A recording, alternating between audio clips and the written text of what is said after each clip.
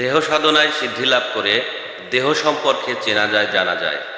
আত্মসাধনায় সিদ্ধি লাভ করে আত্মাকে চেনা যায় জানা যায়।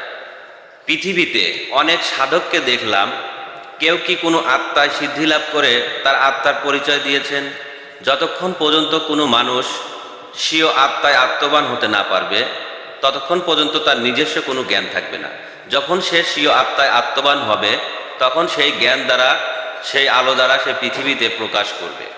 আর তখনই সেই মানুষ স্বীয় ধর্ম পাবে, সঠিক জ্ঞান পাবে।